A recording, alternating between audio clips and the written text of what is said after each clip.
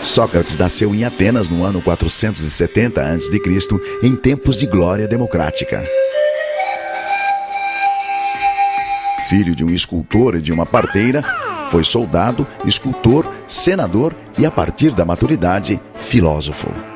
Alegando que desde criança ouvia a voz de Deus instigando-o ao ofício da filosofia, Sócrates passou a perambular pelas ruas de Atenas, feito um pregador laico, na missão de ajudar as pessoas a descobrir nelas mesmas o conhecimento que as conduziria à virtude. Sem cobrar dinheiro algum, aberto a quem quisesse ouvi-lo, ricos ou pobres. A pergunta essencial de Sócrates era: o que é a essência do homem? E ele respondia: o homem é a sua alma. Alma como razão, o eu consciente, a consciência intelectual e moral, o que distingue o ser humano de todos os outros seres da natureza. Sócrates e os filósofos sofistas abandonaram a preocupação dos filósofos pré-socráticos em explicar a natureza e se concentraram na problemática do homem. No entanto, contrário aos sofistas, Sócrates se opunha ao relativismo dos seus valores. Os sofistas formavam um grupo à parte de uma espécie de retóricos de aluguel. Valendo-se da arte da argumentação, eles relativizavam a ética e a moral, defendendo o que e a quem quer que fosse, desde que bem remunerados. A eles, Platão chamou de impostores e malabaristas de argumentos.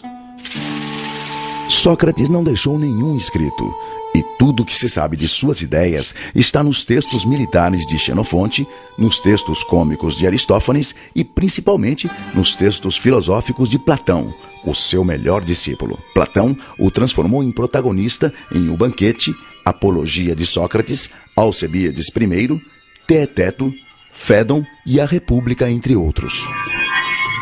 Sócrates acreditava que todos já nascem com o conhecimento, e que cabia ao mestre realizar o parto desse conhecimento. Ele entendia que só o conhecimento que vem da alma é capaz de revelar o verdadeiro discernimento do que é justo, bom e certo. Para partejar esse conhecimento, Sócrates aplicava um método dialógico que ele chamou de maiêutica, termo do latim obstetritiaorum, funções da parteira, em clara referência à sua mãe.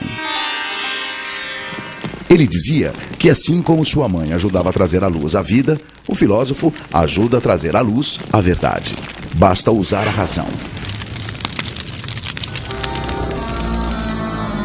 No começo do diálogo, Sócrates se posicionava como se não soubesse de nada do assunto e dava início ao colóquio com uma pergunta ao seu ouvinte, que a respondia com seu próprio jeito de pensar. O mestre, então, fazia de conta que aceitava o seu ponto de vista. Porém, com um senso de humor que desorientava o interlocutor, a chamada ironia socrática, ele contra-argumentava e buscava convencer o ouvinte da esterilidade e contradições de suas reflexões, levando-o a admitir o seu equívoco e o seu desconhecimento. As perguntas feitas por Sócrates são próprias da chamada dialética socrática, isto é, do exercício de contrapor argumentos contrários. Basicamente, o método dialético apresenta 3 elementos: a tese, a antítese e a síntese. A tese é uma afirmação. A antítese é uma oposição a essa afirmação. Como a própria palavra diz, antitese. E no embate entre tese e antítese surge então o terceiro elemento, a síntese, que é o resultado do raciocínio. Prevalência do intelecto sobre a opinião. O propósito desse rol de perguntas vinha da crença de Sócrates de que só existe uma maneira de conhecer a verdade: conhecendo-se a si mesmo. É famosa a sua frase, conhece-te a ti mesmo, inspirada na inscrição no oráculo de Delfos, centro sagrado de consultas aos deuses gregos. Para Sócrates, só quem conhece a si mesmo é que sabe que não sabe. A grande virtude, segundo ele, é saber que não sabe. Só sei que nada sei, ele afirmava. Quanto mais sabe que não sabe, mais sábio é um homem. E os que pensam que sabem e não sabem que não sabem, seriam, na sua concepção, os mais tolos. No texto Apologia de Sócrates, Sócrates relata que a pitonisa do oráculo de Delfos teria afirmado ao historiador e seu discípulo Xenofonte que o homem mais sábio de todos era ele, Sócrates. Logo eu, que justamente o que sei é que nada sei, um sábio? Então, Sócrates teria ido procurar políticos, poetas e artífices para provar que ele sim, por seus privilegiados ofícios, certamente seriam mais sábios que ele. Porém, decepcionado com sua arrogância e soberba, Sócrates confessou finalmente entender o que significava ser sábio para Delfos. Sábio é o homem capaz de perceber seus limites e imperfeições, compreender as ilusões das aparências, a efemeridade das paixões e, com a razão, controlar-se. Só assim saberá depurar seu coração e sua alma e agir com justiça e retidão. A crítica àquelas 3 categorias de cidadãos pesquisados por Sócrates resultou em ódio e vingança dos seus desafetos, culminando em sua condenação à morte por envenenamento por cicuta, promulgada por um tribunal. Seus acusadores foram Meleto pelos poetas, Anito pelos artífices e Licon pelos políticos.